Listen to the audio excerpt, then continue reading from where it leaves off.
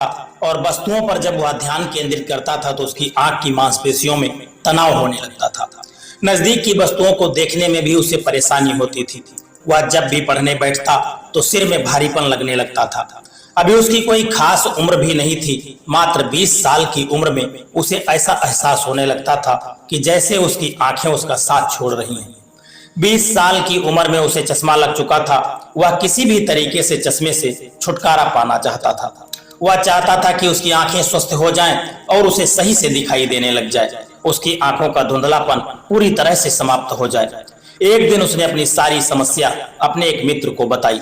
उसके मित्र ने कहा कि मैं एक ऐसे सन्यासी को जानता हूं जो कि आयुर्वेद के बहुत अच्छे जानकार हैं। हो सकता है कि वह सन्यासी तुम्हारी आंखों का चश्मा उनके बताए हुए तरीकों से उतर जाए। किशन ने जब अपने मित्र के मुंह से यह बात सुनी तो वह अपने मित्र से कहने लगा कि दोस्त, मुझे जल्दी से उस सन्यासी के पास ले चलो।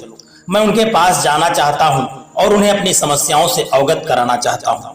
दोस्तों, जैसे ही सुबह हुई, किशन अपने मित्र को लेकर के उस सन्यासी के पास पहुंच गए।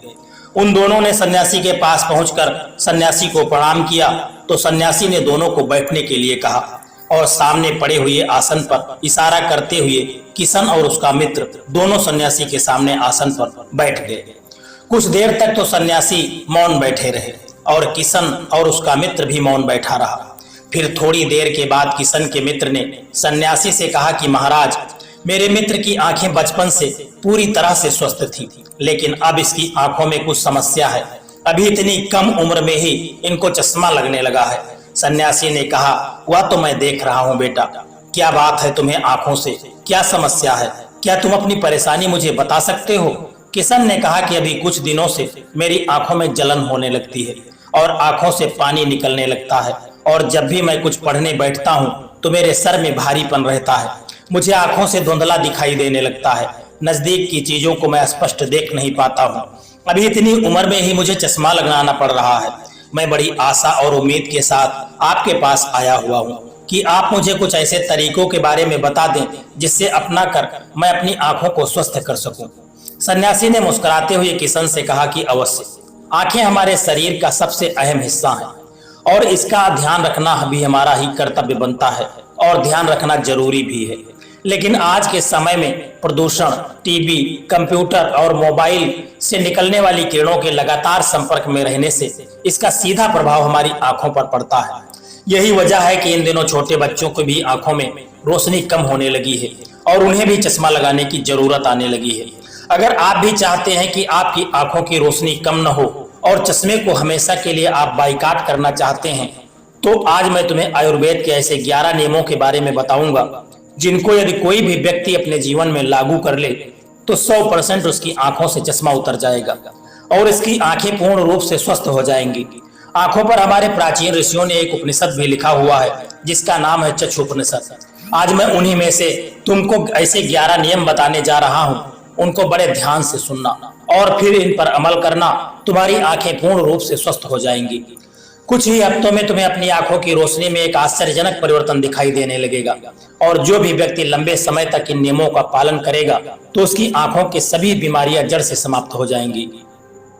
आंखों को स्वस्थ बनाने के लिए आयुर्वेद का सबसे पहला नियम है कि सुबह उठकर मुंह की लार से आंखों में काजल की तरह उसको लगाना। मुंह की लार में वो सभी 18 सूक्ष्म पोषक तत्व माइक्रो न्यूट्रिएंट्स होते हैं जो सिर्फ मिट्टी में होते हैं। इसके अलावा ये सूत्र आयुर्वेद के शास्त्रों में भी वर्णित किए गए हैं। इस बात का खास ध्यान रखें कि मुंह की लार किस समय डालनी है और कैसे लगाना है, तभी आपको पूरा फायदा मिलेगा। सही तरीका है कि जब आप सुबह उठिए और पेशाब करके आप अच्छे से अपने हाथ को धो लीजिए। उसके बाद स्वच्छ कपड़े से हाथ को साफ करके बासी मुंह से लार निकालकर दोनों आंखों में डाल लीजिए। आप चाहें तो उसे अपनी हथेली पर लेकर जिस तरह से अंगुली से काजल डालते हैं उसी तरह से भी आंखों में डाल सकते हैं। इसके अलावा आप सुबह उठते ही मुंह धोने के बाद भी लार डाल सकते हैं। इसमें थोड़ा अच्छा महसूस होगा। ज्यादातर लोग क्या गलती करते हैं कि जब वह सुबह उठते हैं तो पहले कुल्ला कर लेते हैं और उसके बाद लार को डालते हैं, जो कि इसमें से कोई लाभ नहीं मिलता। बासी मुंह की डाली हुई लार ही औषधि का काम करती है। आयुर्वेद का दूसरा नियम है कि सुबह उठकर नंगे पैर घास पर चलना। हरी घास पर चलना स्वास्थ्य के लिए काफी लाभदायक होता है। हरी घास आपको बगीचे आदि में आसानी से मिल जाएगी। आपको हरी घास पर नंगे पैर प्रतिदिन चलना चाहिए। लंबे समय तक ऐसा करने से आपकी आंखों की रोशनी बढ़ने लगती है और चश्मा उतर जाता है। आयुर्वेद का तीसरा नियम है आंखों की कसरत करना। दिन भर के काम के बाद अक्सर हमारी आंखें थक जाती हैं, खास करके ऐसे समय में जब हम दिन भर कंप्यूटर और मोबाइल और इलेक्ट्रॉनिक गैजेट के साथ लगे हुए होते हैं। ऐसे में आंखों के लिए आंखों की एक्सरसाइज काफी मददगार होती है। आंखों को ऊपर नीचे घुमाना, आंखों को लगातार ऊपर नीचे डाउन अप करने से आंखों को मूवमेंट कराने से बेहतर होता है और आंखों की रोशनी में भी सुधार की संभावना बढ़ती है। आंखों को दाएं बाएं घुमाना, आंखों को लगातार दाएं बाएं घुमाने से भी आंखों के मूवमेंट बेहतर होता है और आई साइड में सुधार की संभावना बढ़ती है। आंखों को गोल गोल घुमाने से आंखों के अंदर की मांसपेशियों में ब्लड का सर्कुलेशन ठीक तरह से होने लगता है और आंखों की रोशनी में सुधार होता है और कुछ दिनों के बाद चश्मा उतर जाता है। आयुर्वेद का चौथा नियम है कि आंखों की साफ सफाई ठीक ढंग से करना। अक्सर हमारी आंखों में धूल और गंदगी जमा हो जाती है। ऐसे में यदि सुबह उठकर आंखों में पानी की छींटें मारी जाती हैं तो आंखों में जमा धूल और गंदगी बाहर निकल जाती है। ऐसा करने के लिए सबसे पहले अपने मुंह में पानी भर लें और उसके बाद अपने हाथ में पानी लेकर आंखों पर धीरे धीरे पानी की छींटें मारना शुरू करें। छींटें इतनी तेज न मारें कि आपकी आंखें लाल हो जाएं। ऐसा करने से आंखों में जमा छोटी से छोटी गंदगी भी आपकी आंखों से बाहर निकल जाती है। अक्सर हमारी आंखों में कई बीमारियां केवल आंखों में जमा धूल व गंदगी के कारण ही होती हैं। आयुर्वेद का पांचवा नियम है आंखों के तनाव को दूर करना। आंखों के तनाव को दूर करने के लिए सबसे पहले अपनी दोनों हथेलियों को आपस में रगड़ना शुरू करें। जब आपकी हथेलियां गर्म हो जाएं तो आराम से अपनी आंखों के ऊपर अपनी दोनों हथेलियों को रखें। ऐसा करने से आपकी आंखों का तनाव पूरी तरह से दूर हो जाता है और आंखें स्वस्थ होने लगती हैं। आयुर्वेद का छठा नियम है पैर के तलवों में सरसों के तेल की मालिश करना। शाम को सोने से पहले पैर के तलवों में सरसों के तेल की मालिश करने से आंखों की रोशनी बढ़ती है और आंखें स्वस्थ होती हैं। आयुर्वेद का सातवां नियम है पलकें झपकाना।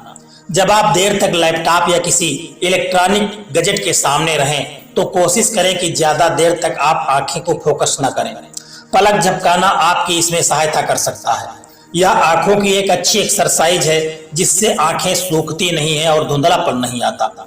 आयुर्वेद का आठवां नियम है कि सूर्य देव को देखना। दोस्तों, आयुर्वेद में सूर्य को आंखों का डॉक्टर कहा गया है। आपको प्रतिदिन 5 मिनट तक सूर्य देव को देखना है, लेकिन यह काम आपको दोपहर और तेज धूप में नहीं करना है। सूर्य देव को आप तभी देखें जब सूर्य उदय हो रहे हो या फिर सूर्य अस्त हो रहे हो। शुरुआत में आप इसे 1 मिनट तक करें और धीरे धीरे यह अभ्यास बढ़ाते हुए आप 5 मिनट तक कर सकते हैं। सूर्य का दर्शन करते समय सूर्य की किरणें हमारी आंखों में अवशोषित होकर हमारी आंखों को ठीक करती हैं। आयुर्वेद में सूर्य को आंखों का डॉक्टर माना गया है। आयुर्वेद का 9वां नियम है पेट को साफ रखना। कहते हैं कि जिसका पेट साफ रहता है उसको कोई भी बीमारी नहीं आती और उसकी आंखें भी स्वस्थ रहती हैं। जिसे कब्ज नहीं होती है और उसका पेट सुबह एक ही बार में साफ हो जाता है, उसे शरीर में कोई भी बीमारी नहीं आती। ऐसा करने के लिए आपको प्रतिदिन 16 घंटे का उपवास रखना चाहिए या हफ्ते में एक दिन 24 घंटे का व्रत करना चाहिए। ऐसा करने से भोजन पूर्ण रूप से पच जाता है और एक ही बार में सुबह पेट साफ हो जाता है, जिससे शरीर में जमा गंदगी पूरी तरह से बाहर निकल जाती है और शरीर स्वस्थ रहता है और हमारी आंखें भी स्वस्थ होती हैं। आयुर्वेद का 10वां नियम है त्रिफला के पानी से आंखों को साफ करना। महर्षि वाग्भट ने त्रिफला को इंसान के लिए अमृत के समान बताया है। त्रिफला 3 फलों से मिलकर बनता है, आंवला, हरड़ और बहेड़ा। त्रिफला बनाते समय इसकी मात्रा का खास ध्यान रखा जाता है। इसकी मात्रा आंवला 3 गुना, बहेड़ा 2 गुना और हरड़ 1 गुना होना चाहिए।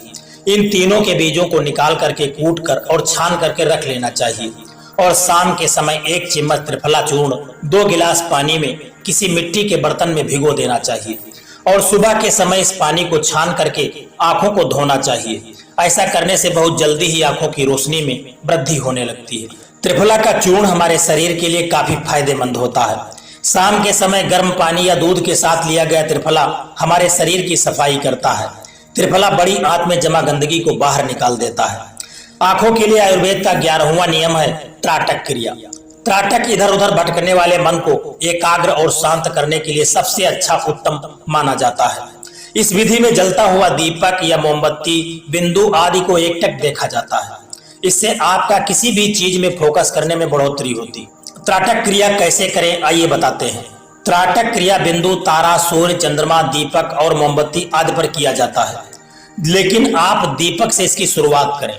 सबसे पहले एकांत में शांत जगह का चुनाव करें। इसके बाद आंखों के बिल्कुल सामने थोड़ी दूर पर दीपक रखें। किसी भी आसन में आराम से बैठ जाएं। सिर, गर्दन, पीठ को सीधा रखें। अंधेरे में ध्यान की मुद्रा केंद्रित करें। आंखों को बराबर दीपक में लाएं। दीपक की रोशनी में ध्यान दें। इसे तब तक देखते रहें जब तक आपकी आंखें थक न जाएं। पलक न झपकने दें। इसके बाद आंखें बंद कर लें। फिर अपनी आंखों को ठंडे पानी से धो लें। इसे आप रोजाना या सप्ताह में 1-2 बार कर सकते हैं। ऐसा करने से कुछ ही दिनों में आंखों की रोशनी बढ़ने लगती है और आंखों पर लगा हुआ चश्मा उतर जाता है। दोस्तों, इन 11 नियमों को बताने के बाद सन्यासी ने कहा कि यदि इनका अपने जीवन में कोई भी व्यक्ति पूरी तरह से पालन करता है तो उसकी आंखों की समस्या पूर्ण रूप से ठीक हो जाती है और आंखों पर लगा हुआ चश्मा भी उतर जाता है। किशन और उसके मित्र ने सन्यासी द्वारा बताए गए 11 नियमों को बड़े ध्यान से सुना और सन्यासी को प्रणाम करके अपने घर को वापस चले गए। किशन ने इन 11 नियमों को अपने जीवन का आधार बना लिया और धीरे धीरे इन 11 नियमों को वह पालन करने लगा।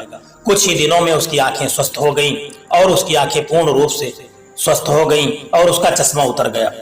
दोस्तों, यह वीडियो आपको कैसा लगा है एक प्यारा सा कमेंट करके जरूर बताना, और यदि आपको यह वीडियो पसंद आया है तो वीडियो को एक लाइक करके चैनल को सब्सक्राइब करने की भी कृपा कर देना।